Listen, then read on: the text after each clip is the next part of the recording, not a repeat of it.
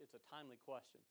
I don't know if you followed the news today or not, but there is growing tension in the Middle East, in and around Saudi Arabia, that has spiked the price of oil. Actually, I was going to look to see, and the price of oil is so very much linked to what is going on the global stage. But yeah, the price is up. It's up considerably.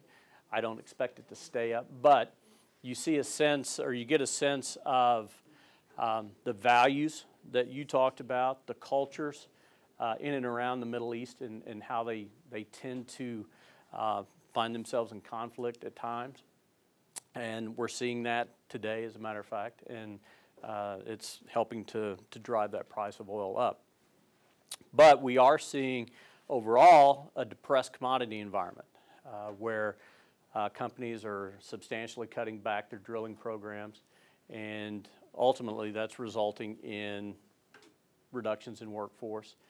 We at Enable had one just, what now, Sandra, 2 weeks, week and a half ago, 2 weeks ago. We reduced our workforce by approximately 10%. Again, not really a function of anything we did, but it's really a function of what is going on globally. And what happens globally has ramifications here at home now. And it's something that, while we may not be communicating on a global scale, we're actually very interested in what is happening from a communications perspective around the world, because it will ultimately have an impact on our business. Okay, we're ready. Did I tap dance long enough? Yes, perfect. Yeah, you were doing it. So, you know, one of the things too that, and Sandra made mention, Sandra spent a lot of time at OGE on smart technology and introducing smart technology. Well, we're seeing a much greater global influence here at home, and you know, having to reach global audiences or unique audiences that are not from the U.S. is becoming more and more of something that we have to be mindful of. Not necessarily in our business, in the energy sector, but a lot of consumer companies are now having to be very focused on reaching much more targeted audiences that are from other parts of the world. As we rolled out our smart technology at OGE, Sandra and I were both there, you know, you have very large Vietnamese population in Oklahoma City now. You have a large and growing Hispanic population, and an understanding in how to reach those audiences was very important. They look at energy and energy consumption much differently than we do in the U.S., and then have to really think about how we approached those communications. So, with that, you know, one of the things that we talked about as we were kind of getting ready for this is that, you know, generally people are people. We all value information. We all want to know more, but it's really all about the context in which we find ourselves and how we are able to understand and digest that information. You know, we think about it. You and I are, you know, you guys in the room, myself.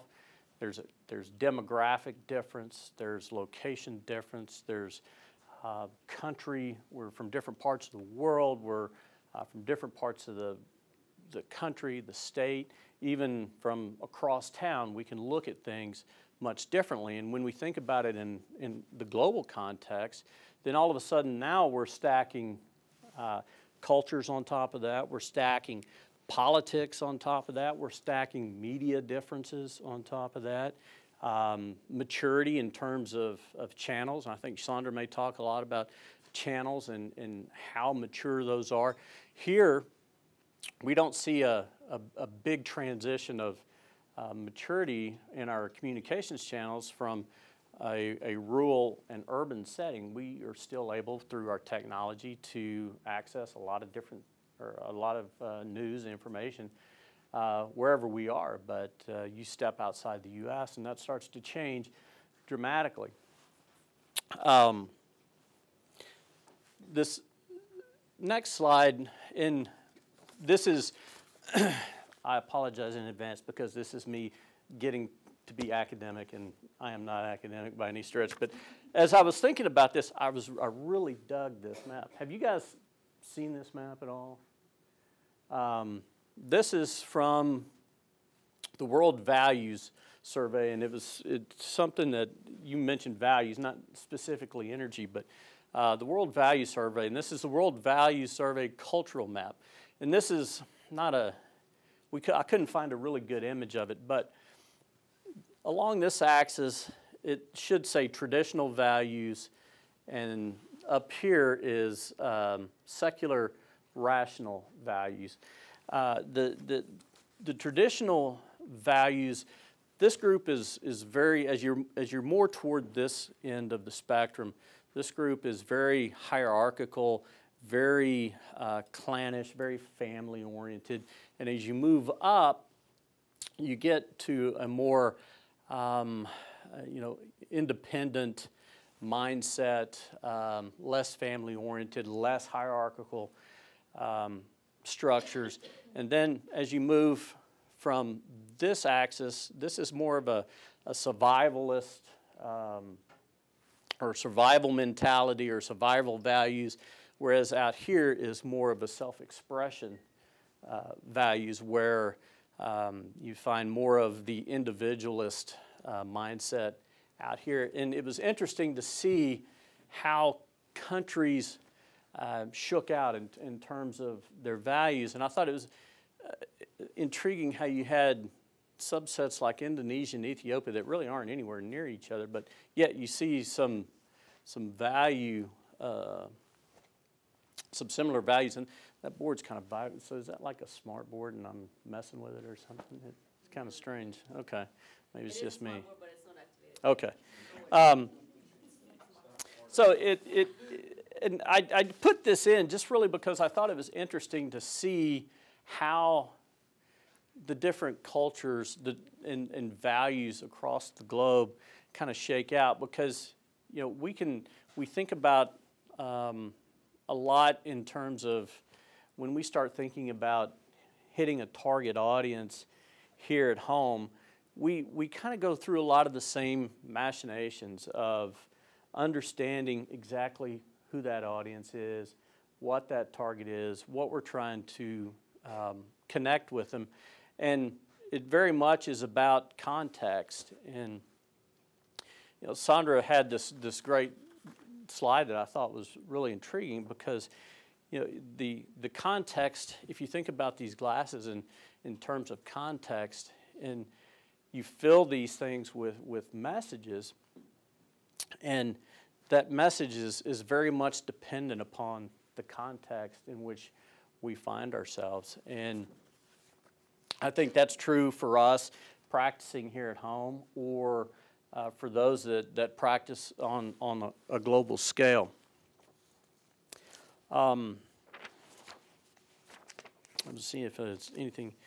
I think the other thing when you think about context too is we start thinking about things like how we communicate and humor. And one of the things that I've discovered is that humor is by far the most difficult communication to execute, because it's so difficult to get right, and it can go so terribly wrong very quickly, and we try to avoid it if we can. Sometimes the situation calls for it, but when you start thinking about executing humor on a global basis, it doesn't work, and we've got an example or two of how that doesn't work. And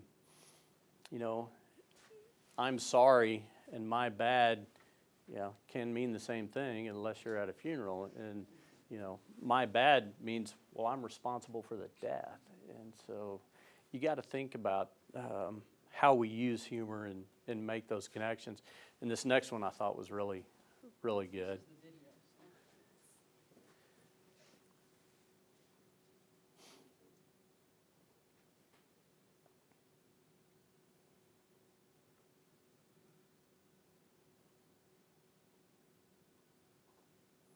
Consider the context. A woman's Context. body changes over 500 times a day, which can cause odor. Context. I think it's so terribly important, not only from a global perspective, but for us from a local perspective. We all look at things differently, and we all have a different mindset that we bring. And you know, as communicators, we have a very daunting task to understand that context, because we have such a diverse audience mix that we contend with these days, that we have to be ever mindful of how our messages are going to frame with a variety of different targets. And those can vary, and sometimes we'll have to modify those messages, tweak those messages to ensure that we are hitting the right targets. And as we become more global, and as we see a growing global diverse population in and around us here at home, and more broadly across the country, we have to keep those things in mind. And Sandra's going to pick it up from there. So we truly believe that there are some universal principles of effective communication. Yes, your context changes, but you need to understand, you need to know the answers to these questions. So what's your desired outcome, right, from the communications that you're contemplating? Maybe your client comes to you and says, we need something, and you're like, well, what do you need it for? What are you hoping people will believe or do or think once they receive this communication? So that's a lot of what we do, I think, as communicators, is help the organization or that client focus on what is it they're really trying to do. Occasionally you'll get people who come to you and say, I need a brochure. And you're like, for what? And they just had on their goals that they were going to have that, or they were going to do advertising that year, or they've always done advertising. And you're like, well, what do you hope to accomplish with it? So it doesn't matter whether you're doing this in Oklahoma City or you're doing this in Barcelona, Spain. You've got to know what your desired outcome is. You also need to know, obviously, identify who your target audience is. And these are all part of that planning and research stage that you all have heard about and continue to hear about. And it's true. You need to do these things if you want to be successful in your communications, again, whether it's here or it's Malaysia. You've got to be able to do these things ahead of time so that you understand what it is you're trying to communicate and what you want people to do once they receive that communication. And then what's the context for them receiving that communication? So understand what's been happening in that environment with those people before you just put some content together and send it out there, because the content can vary depending on what context they're currently experiencing. And that context can change. Even while you're sending those messages out, something could happen. Let's say you're sending a safety message about pipeline safety, let's say in Oklahoma, and you're sending out messages to, make sure you know that there's pipelines in your neighborhood, and that, we as a company are doing everything we can to make sure that you're safe, and should something go wrong, we work with the emergency responders, and then an accident occurs. That message very much changes, right? How are we responding to that? What happened as a result of that? Did we follow protocol? Did we change our protocol because now something has occurred that was different than what we even had planned for? And I was talking to, who was I talking to? Tam, at lunch today, and we were talking about how you have to be able to think creatively, even if you've done a crisis management plan, crisis communications, and you have templates and you know what your messages are going to be should a pipeline blow up, or you know what your messages are going to be should a plane go down. The circumstances of that actual incident may change what you say, may change how you say it. That plane that went down between Barcelona and, was it Dusseldorf? Depending on where it went down, depending on what government you're dealing with, depending on who was on the plane, all of that could change how you respond. So you've got to understand the context for the incident, the context for your target audience. Again, it doesn't matter where you are, you've got to understand those things to be effective in your communications. So again, all part of the context you need to understand if you're doing any messaging in that environment. Wherever you are, you need to understand how they're using the different channels and what kind of information they like to receive via that channel. That's the same true everywhere, right? Again, it's just a little harder sometimes when you're here and you're trying to communicate in a context you don't really know. So you really have to learn, and that's why a lot of times, obviously, you use those local agencies and local people to help you with that. And even here locally, as Brian mentioned, when we were communicating with the Spanish-speaking community about smart meters, we worked with a local Spanish-speaking PR firm to help us understand maybe we need to fine-tune some of our messages, maybe we need to deliver them in a different way. And it was actually much more family-oriented context for that, that target audience, and much more into events. So if you introduce them to that information during an event, a soccer watch party or something like that, they were more likely to hear what you were saying than if you send them a flyer to the home or in their bill. It's just a different way for them to receive their messages, much more orally focused. So again, the context is what we're hoping for here, and you understand the channels. And I guess the example I was thinking about, and it's kind of painful for all of us right here in this room probably, but a conversation about racial bias, if you held that in Ferguson, Missouri, or Norman, Oklahoma, is going to be very different than if you hold it in another community right now, right? We're living it. And so, again, you've got to understand that culture before you start introducing your messaging in that context, before you start introducing your message into that, because it's going to be shaped by it, just like the water's shaped when you pour it into the glass. In particular, I was thinking too about an example of the health workers with Ebola crisis last year, both in West Africa. What was the challenge there in terms of the types of messages, and what did you want to happen as a result of those public health messages? And then when the gentleman came to the United States in Texas and was diagnosed with Ebola. So two different contexts, same issues, same concerns in a lot of ways, but how were those handled? And how did that context affect how those could be successfully, or in some cases not successfully handled? So in Ebola in West Africa, in that context, you had previous outbreaks that had occurred in Africa, but they were fairly isolated. This was really the biggest one, and it was growing daily, exponentially.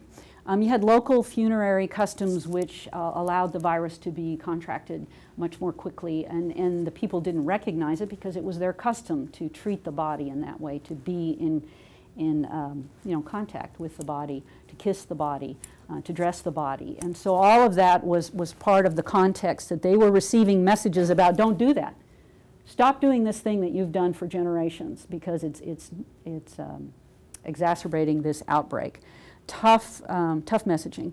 Eating bushmeat apparently is very common, and that bushmeat could actually have the virus in it. So that was a context that you might not have known when you were going there as an American public health official trying to help in that situation. You had to trust the local people to help you understand that context. Improper handling of the patient as well as of the protective gear. They didn't have a lot of protective gear, so understanding that context. And then the denial of diagnosis. Many of the people did not want to go to a hospital, did not want to be diagnosed because of the stigma and because it was a death sentence as far as they were concerned. So I don't know if you know anybody like this. My husband's like this. He won't go to the doctor because he doesn't want to get any bad news. So if I don't go to the doctor, I'll never find out that I have, whatever this problem is. So I think it's the same kind of thing. They didn't want to go to the hospital because then you'd confirm for me I may have a problem and I may die, and I don't want to hear that. So that obviously was not a very smart thing for people to do, but it's very understandable why they did that. And they didn't have a lot of trust in their government, so their government telling them to do something wasn't going to make them do it, wasn't going to make them change their funerary customs. So there was some research done by the Harvard Business Review and Stanford, I think it was, and they talked about the effectiveness of the communications, at least at the beginning of the outbreak last year. And what they found was the most effective social behavior and change communications, which has an acronym, SBCC. The SBCC, the most effective way was what they called entertainment education.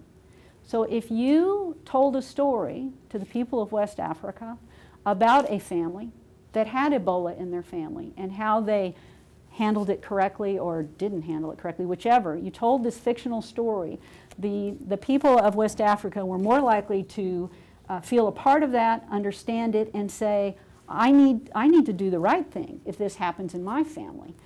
So educational entertainment actually was the way to get the message across to them rather than a straightforward, get to the hospital, get away from those people if they have Ebola, let us take care of them. If they die, you can't handle them, we have to handle them. You know, I mean, those kind of that message didn't work. But an entertainment message did work because they could put themselves in that story. You have to understand the context for which they were receiving that information. So again, here was the context, more about how the outbreaks that had occurred so far. So back in 1976, in the Democratic Republic of Congo was the first Ebola outbreak. And you can kind of see how they kind of went up and down, mainly in Africa. There were 1 or 2 in the United States, cases in the US, a couple in European countries, but in the Philippines. But mostly it was all in Africa. And then boom, last year, things go crazy, right? So the context is, this isn't an issue, Ebola, it's far away, it's in Africa, don't care, I'm in the United States of America.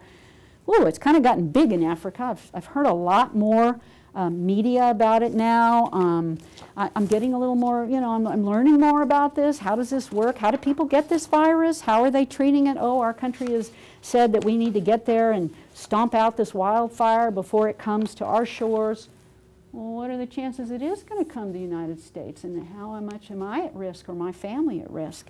So that's the context that this gentleman, Mr. Duncan, flew into Dallas in September of last year, and 2 days after he got here, he wasn't feeling good. So he goes to the emergency room at the local hospital, and they check him out, and for whatever reason, I haven't read yet why, but they didn't ask him, have you been anywhere lately? Have you been in West Africa? Somehow they didn't communicate that he had traveled recently from the area where there was an Ebola outbreak. So they sent him home. Well, we think he just got the flu. Go home, you'll be better. 2 days later, the man is, you know, deathly ill. They bring him back to the emergency room, and they, September 30th, they announced to the United States, certainly public as well as the world, that we had our first case in the United States of the Ebola virus.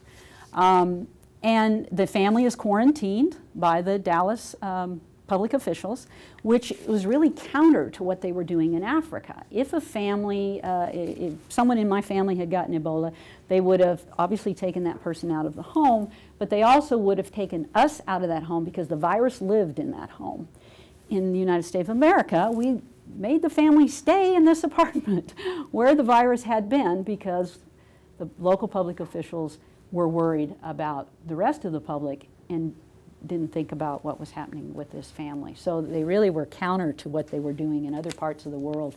And it didn't make sense to us as we were learning more. Why would you treat people differently in the United States than you're treating them in Africa? So that was the first disconnect, I think, when we started getting the information out of the Dallas incident. And again, our context was what we'd heard was going on in Africa. Now, why are we doing it differently in the United States of America? And what the research showed was that the CDC and the president even talked a lot about, you know, we have the greatest public health system in the world, we can contain this, everything's going to be all right, this is an isolated case, we've caught it in time, we're following our protocols. And probably what they should have said was provide much more what they called anticipatory guidance. So they should have said, every outbreak is different, and we talked about this with Tam too. Every one of these, as much as you plan, as much as you have protocols, as much as you have templates in place of what your messages would be, they're going to change based on the context and what the actual details are of that event. You have to admit your failures. Hospitals should have said, and I understand why they didn't. I'm sure their attorneys told them not to say, oh, we didn't ask him where he traveled. Or we asked him, but we forgot to tell, you know, the head doctor, and he went ahead and sent him home. So you've got to admit your failures in this case, and you've got to provide anticipatory guidance. So you've got to say, right up front, the CDC should have said, we do have the greatest healthcare system in the world. We do have protocols to cover this. But we also know that every incident is different. We know that we will adjust as we learn more about this individual case and the people that he's been around for those few days that he's been around before we knew he had Ebola. Again, we will make mistakes, but we will fix those mistakes, improve our policies, and improve our protocols moving forward. That would have been a much more, it would have engendered much more trust from the American people in our CDC and our public officials if they'd have said that. Instead, they went back to the tried and true, we've got the best public health system in the world and this isn't going to spread. And what happened? What happened after this guy was diagnosed? Sure enough, one of his healthcare workers, two of his healthcare workers actually got it, right? They had to be quarantined for the 21 days. And then we had a couple of healthcare workers who'd been helping in West Africa who came back to the United States, right? So this was all part of that context of the messaging we're receiving out there. And we were becoming much more intelligent about what was going on. So some of those tried and true messages about we have the greatest healthcare system in the world. Well, obviously it's not the greatest because look, so-and-so got it. Obviously your protocols in Texas at the Presbyterian Hospital weren't good enough because nurse so-and-so got it. So again, you've got a disconnect there. You've got to understand the context, and you've got to understand how the context is changing even as you're communicating with them. So I thought that was kind of an interesting example, and there's much more I'm sure that will be done on that case study as we move forward. And it's still, I mean, there's still an outbreak that's occurring. That we'll continue with. But in fact, I noticed today the CDC has put out their 2015 TIPS campaign that are anti-e-cigarettes. So I wanted to look and see how they were approaching that communication to get, I'm not sure who all smokes e-cigarettes. Does anybody in the room smoke e-cigarettes? Is it people who are trying to get off regular cigarettes? Is it young people now who maybe never even smoked cigarettes? I don't know, but by reading this, I really couldn't tell for sure who their audience was. So that's probably a concern. Yeah, usually you can kind of tell whether you're the market or someone else is the market for this idea or campaign.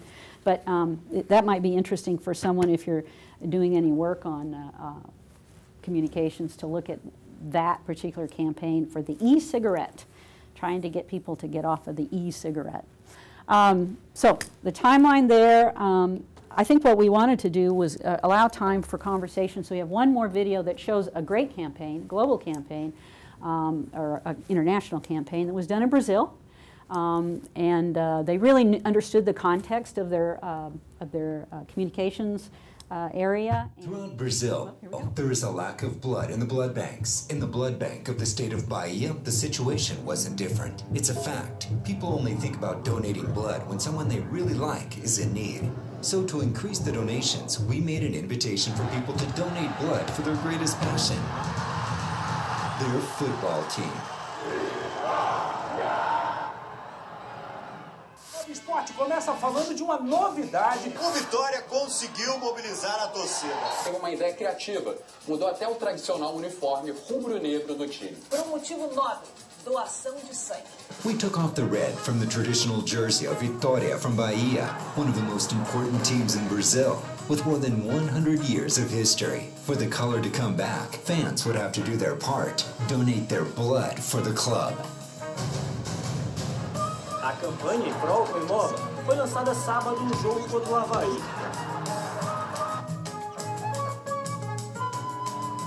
Vitória sempre deu sangue por você. É hora de retribuir. Parabéns, ô Vitória. É um rubro-negro que tirou o vermelho porque tá faltando sangue no Brasil e na Bahia.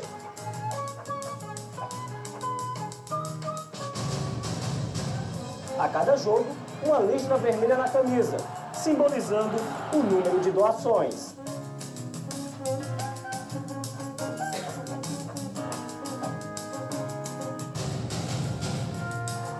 O Vitória está fazendo uma campanha para doação de sangue. E assim voltar a vestir as cores rubro-negras. Isso aí vai virar relíquia aí na história do Vitória, né?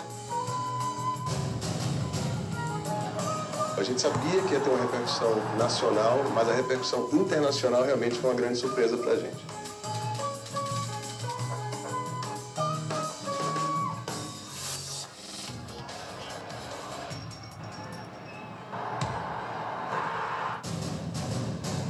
Meu sangue é rubro-negro. Chega ao final nessa terça-feira. Uma parceria entre o Vitória e o Imoba aumentou o número de doadores de sangue na Bahia. Eu acho que eu nunca fui tão impactado quanto essa campanha do Vitória.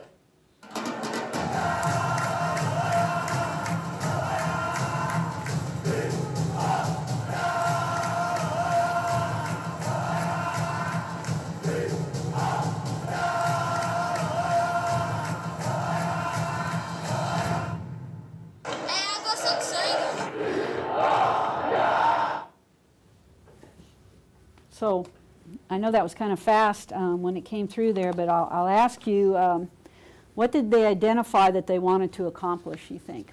What were they trying to accomplish with this campaign? increases in blood donation, right? So what were their metrics? You saw some of them flash up there at the end. 46% donations were up. That's pretty substantial. How are they getting the numbers for the amount for the media? They said like 8 million in media placement. Do you know how they calculated that? Oh, a lot of times, you know, there's formulas that are used to say if you have this many minutes or you have this much, these many inches, then it equates to this much money. That's how they determine. Probably using an ad equivalency value with a promotion multiplier. It's not an exact science. Yeah, it's not an exact science, but usually what you'll see people do is they'll create an ad equivalency. So what is that value of that TV time if you were to buy advertising? And then they'll put a publicity multiplier on top of that. Usually I think 3 times is what you see more often than not. I'm not exactly sold on it. Because you're more likely maybe to listen and believe in the message if you don't think it was paid for. So that's the multiplier he's talking about. So this much if it was a bot ad, this much more because it was the news station. Yeah, it wasn't purchased. It wasn't paid media. The advertising equivalency value has been around for a long time in terms of how do we measure the effectiveness of public relations. But as you know, and we'll talk more about that in the weeks, and as you also know, this is not the perfect way to really measure the success. And right now, the Global Commission on Public Relations Measurement, in fact, and the Barcelona principles that came out of it a couple of years ago push professionals to think beyond the advertising equivalency value for the exact same reason that it does not really capture the whole spirit of what it happens. But we are in the process as the industry to search for the best ways of effective communication of your value to the management. And that value needs to be translated in the dollars. Right, in the amount of the bottom line. So the conversation about the triple bottom line together with the Commission on Public Relations Measurement right now is really big. You know, how do we capture the amount of the money that we get, you know, beyond just the equivalency of advertising, but how do we really calculate how much your brand costs and how do we calculate how much your reputation costs and put it all on the table. And that's a big...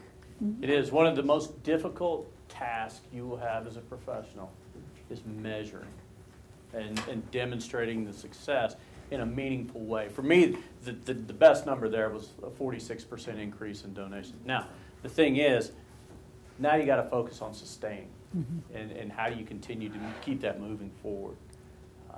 But you know, ad equivalency, you're going to find a lot of leaders, a lot of management types, a lot of finance and accounting folks, they get really ginned up when they see an ad equivalency number. That's true. They think that's really great, but then we know, you know, I can do press releases all day long and really fluff that number up, but am I making a difference? And that's what we are focused on as an industry is how do we understand what the difference is we're actually making? But I think you can see that they did a very good job of understanding the context, right? They understood what about their target audience there. Do they like soccer or do they not like soccer? Do they love their team or do they not love their team? And as you know, in Brazil as well as a lot of other countries, soccer is it, right? I mean, you live and die around your soccer just like you do football around here. Yes, sir. Oh, question. I didn't know, for this campaign, was this by a Brazilian public relations firm or an outside firm that went into Brazil? Leo Thompson was involved. I think they're associated with a firm there in Brazil. So I think it was a local firm. But they owned by Leo Thompson. Okay. Yes, which is global. Yes, sir.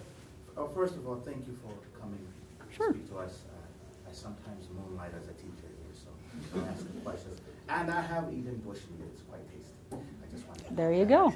But I didn't. If I knew had Ebola, I wouldn't have eaten it. I don't have Ebola. Has it been 21 days since you ate that Ebola meat? What I wanted to ask you is, how have you gone about communicating this issue of distrust that people have a smart meter, and especially not in the dominant community, but also in this unique context you keep talking about in the Hispanic community? How have you gone about it? Because I hear about smart meters, even I get scared. I don't even know what they are, but when you listen to me every time I go to the shower. I don't know. Can you tell us a little bit more about how you've done it? I can tell you that occasionally we would get those concerns from customers, and they'd say, well, you're going to know when I'm on my computer because my energy use has gone up. I can assure you that the utility company is not monitoring every person's use moment by moment to say, ooh, they turned a light on. Ooh, and other people had said, well, you're going to know when I'm not home because I have no energy use. And I'm like, and you could come rob me. Someone could rob me if they hacked into the system and knew I wasn't home because there's no electricity being used. A robber can sit outside your home and know when you leave your home and know you're not home, right? So there were a lot of those unfounded fears that people just hadn't thought it through. And why would they? We haven't had that ability before. But the information obviously you want to be assured that it's protected, just like all of our information that unfortunately sometimes does get shared when it shouldn't be. But really, what could someone do with your energy use information? You know, as the more you think about it, it's like, I don't know. If the government wants to know if it thinks you're doing something illegal, they could come to us with a court order and we could give them your records now before we ever had smart grid. So there was nothing new or different about that. The Hispanic community, I think, was more concerned about us coming on their property and changing out the meter. Why is there a need for, is there a cost to me? And why are you coming into my yard to change out my meter when I'm not home? Because they didn't have to be home. We could just do it at any time of day. And then, what's the value to me of you doing that? Well, the value was, in particular, for many in the Spanish-speaking community, they rent more than they own in a lot of cases. So that in and out, you know, I can get my service turned on or off very quickly now within a day versus having to wait 3 days sometimes. So there were some benefits, as well as if you want to take the time to become part of the group that looks at the website that sees your energy use, you can start lowering your energy use. And you can start looking at it. We were talking about this at lunch. In Oklahoma, for whatever reason, it may be true in a lot of other states, haven't researched it, we're competitive. So if I see my neighbor is using, and it's not specifically my neighbor, but people in my zip code are using energy more efficiently than I am, because we all kind of have about the same size house. Oh, I don't like that. So what we found was people love to see that in their area. How were other people, how efficient were they? And then they would start becoming more efficient in their energy use because they had to beat the other people, the most efficient people in their neighborhood. The other thing is they hate their electric bill. Oh, yeah. And anything that we could provide them to mitigate that electric bill. The one thing that I would add to what Sandra said, and it's terribly expensive, but the question was asked earlier, you know, what is, you know, our most successful channel or our most effective medium? It's a face-to-face conversation. It's having dialogue. And we did not receive an inordinate number of just adamant, do not put that meter on my house. I think it wound up being less than 50. I mean, it was a very... Less than 50 people out of hundreds of Out thousands. of 800,000 plus customers. It was great.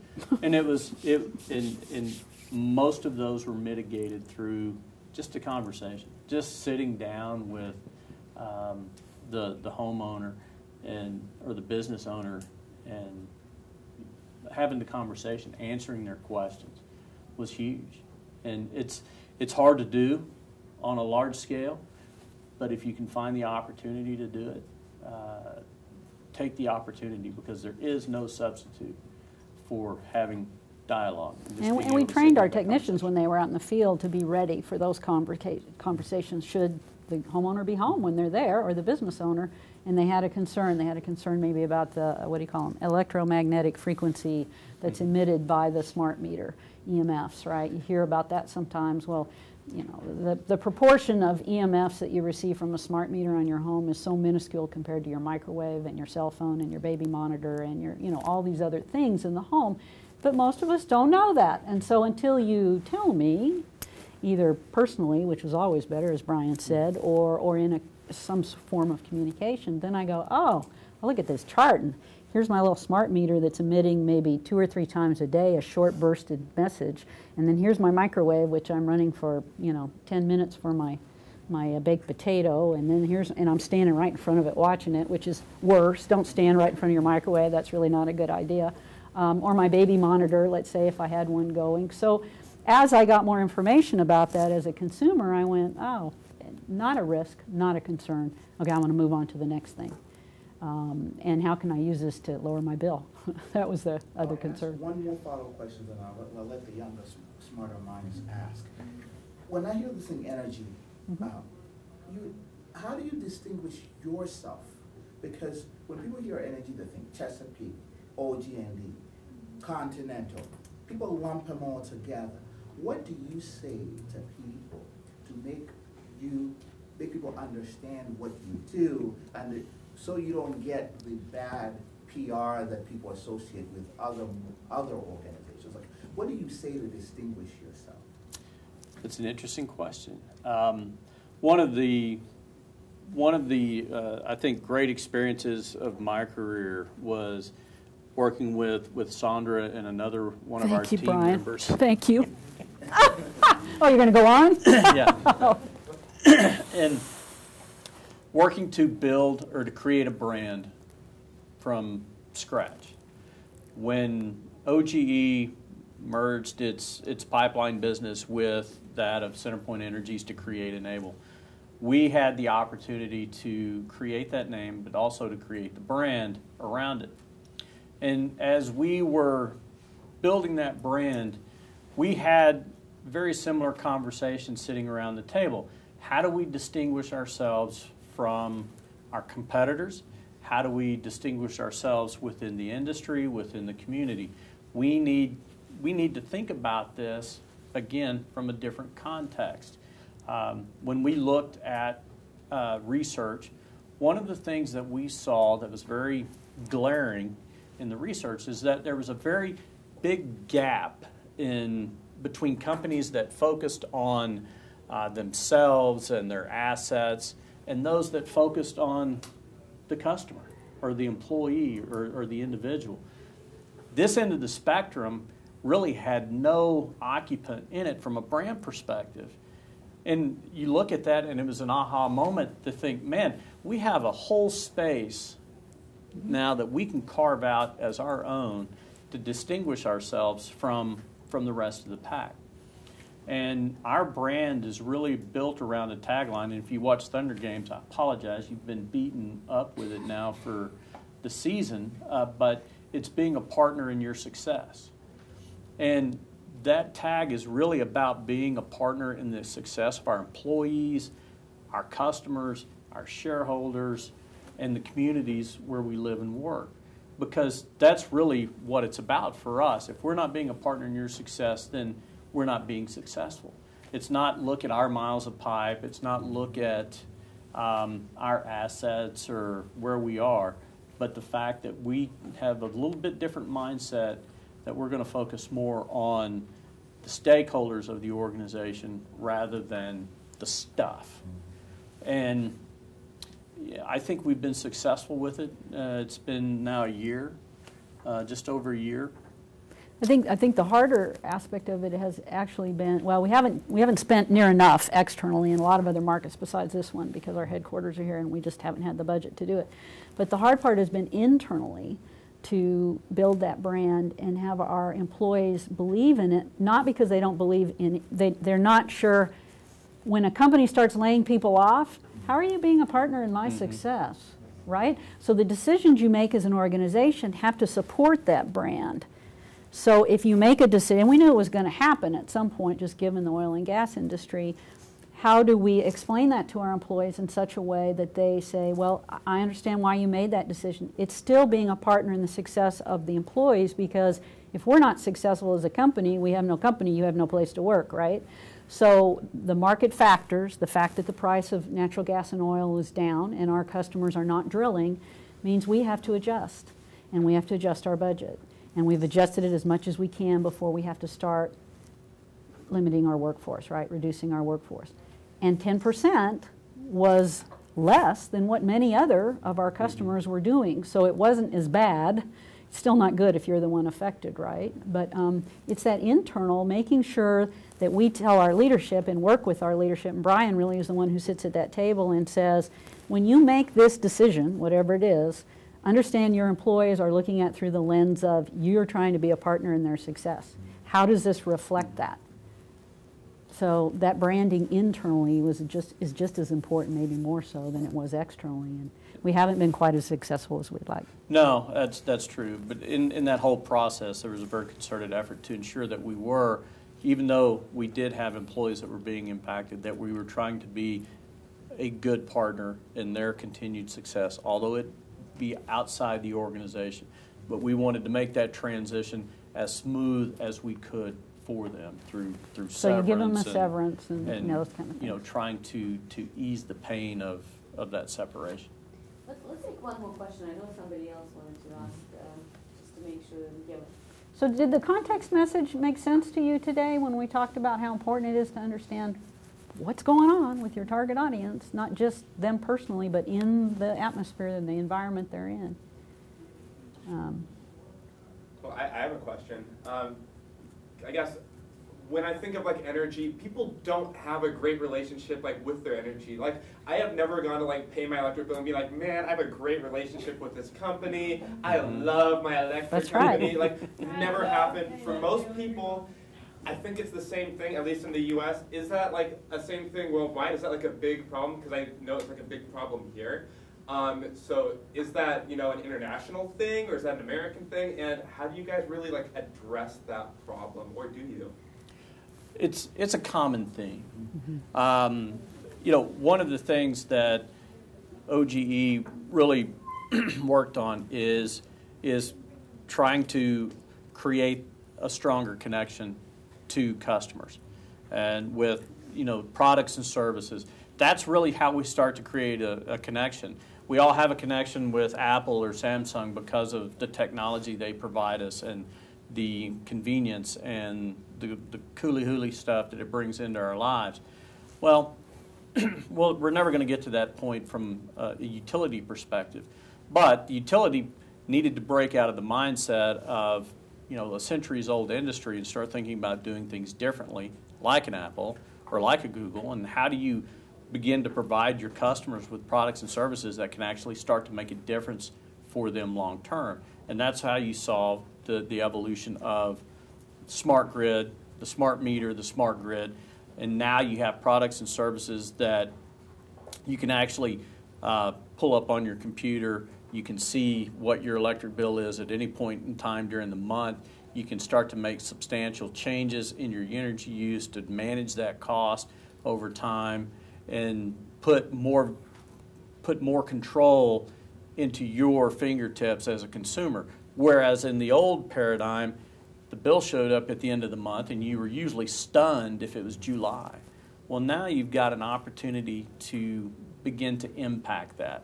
And having a partner in the utility to provide you those services hopefully starts to create, it's not going to create a loving bond, but it's going to create a stronger bond, you would hope, just in the fact that, you know, the utility, one, has a keen interest in helping you manage that bill, because if you're not using more electricity, they're not having to build more power plants that are extraordinarily expensive and pass those costs back on to you. But you know, we did have people come in from other countries when we were doing smart grid and ask us, how are you doing this? How are you communicating with your customers? And there were some differences, obviously, in the messaging, depending on whether you were in Singapore or you were in, there were some, I'm trying to think where it was it Spain? Maybe France, I can't remember, but you know, part of the savings for us in putting in a smart meter was that our meter readers didn't have to show up at your house every month and read your meter, right? The big savings. We don't have those guys out there, and it was mostly guys, some women too, walking 10 miles a day, checking meters and getting bit by dogs. And, you know, there were safety issues, all kinds of issues related to that. Well, in this foreign country, I can't remember, maybe it was in Singapore, because don't they have a lot of skyscrapers, right, in Singapore, very dense and everything. All of their meter readers were just going floor to floor to floor to floor to floor to read meters. They weren't really going out to houses. That's not the way, you know, the context. But they were still seeing the savings that they needed because they didn't have to send people up these staircases. And they had a lot of problems with their technicians having problems with their knees because of all the staircases up and the staircases down. So same issues, but a different context. And so then the messaging to the customers there and to the businesses were, we're going to keep your costs down because we don't have to send guys out to read your meters anymore because now you have this smart meter. Dr. Tetsura, can I ask one more question? One more, and this is it. This is the last question, 30 seconds, because we do want to spend like 5 minutes of our time to talk about our global public relations. So our addresses are brian.alford, A-L-F-O-R-D, Brian as in I-A-N. Okay. Brian.alford@enablemidstream.com, and I'm Sandra.Longcrier@enablemidstream.com. Okay, quickly, how do I get you a job? If I'm 22, how do I end up doing what you're doing? Because there's people out wondering, you have some really cool jobs. What are you looking for? If I have Ms. Juliana here or Ms. Restucia, they're bringing your resume to you. What are you looking for? And if it's too long of an answer, maybe we can chat another one. The minimum price of entry is being able to write.